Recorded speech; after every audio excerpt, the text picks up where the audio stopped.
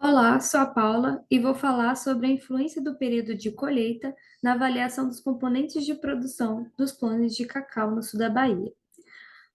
O cacau, ele é produzido para a obtenção de amêndoas de cacau, que são comercializadas principalmente para a produção de chocolate. E estima-se que o mercado global de cacau e chocolate pode atingir até 182 bilhões de dólares em 2026, devido ao aumento da demanda por produtos à base de cacau com qualidade em países asiáticos. O Brasil, por sua vez, apesar de já ter tido um papel de destaque na produção mundial, atualmente ocupa a sexta posição do ranking de produção mundial e importa cacau.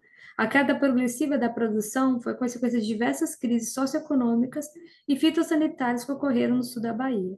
O presente cenário de baixa produção impõe a necessidade de renovação das lavouras cacaueiras com a introdução de novos clones, mais resistentes, adaptados com maiores rendimentos. Embora haja publicação sobre a influência do período de colheita na produção, nenhuma pesquisa foi conduzida em condições de campo sobre a relação das características agronômicas dos clones nas safras. E há necessidade de fazer uma ampla validação dos materiais genéticos em diferentes condições ambientais, visto que o cacau possui grande variabilidade genética em diferentes regiões, condições edafoclimáticas e safras, como forma de seleção e identificação dos clones mais promissores para utilização agronômica e comercial. Na Bahia, os períodos de colheitas ocorrem em duas safras, temporã, de abril a agosto, e principal, de setembro a março. Com isso, o objetivo é avaliar a influência do período de colheita nos componentes de produção de cinco clones de cacau: CCN51, CP49, SJ02, PS19 e FA13. Os clones foram caracterizados agronomicamente a partir da coleta de 20 frutos por clone em 10 áreas experimentais no sul da Bahia, em duas safras, temporã e principal. Essa figura mostra alguns processos das 25 características dos componentes de produção analisados.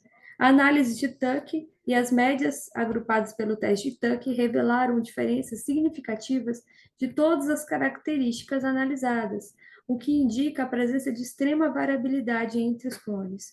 Os clones apresentaram os melhores resultados na safra principal em comparação com a safra temporã. Isso pode ser explicado devido à duração do ciclo de frutificação. Quanto maior o ciclo, mais pesadas foram as amêndoas, apresentando correlação genética positiva. A partir dos dados de correlação, foi obtido o mapa de calor na parte central dessa figura.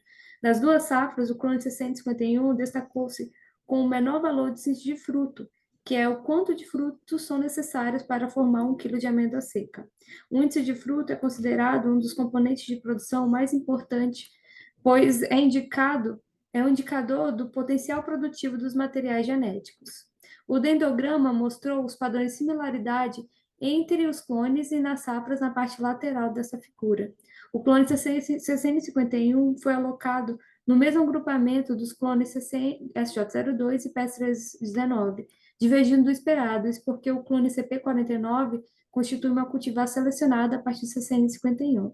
Houve efeito diferencial do clone PS19 na safra principal, visto que apresentou respostas diferentes às variações das safras e mostrou maior similaridade com o clone SJ02.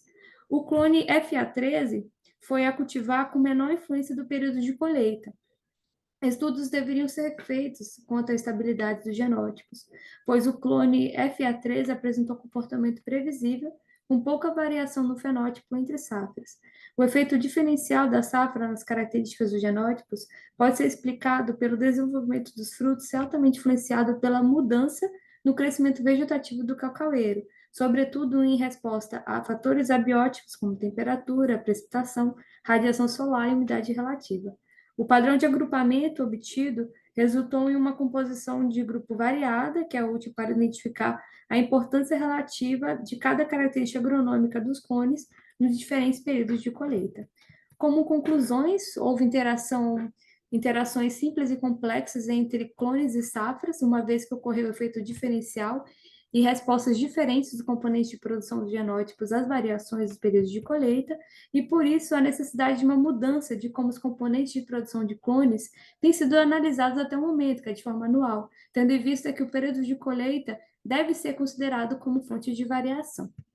Bom, é isso, muito obrigada.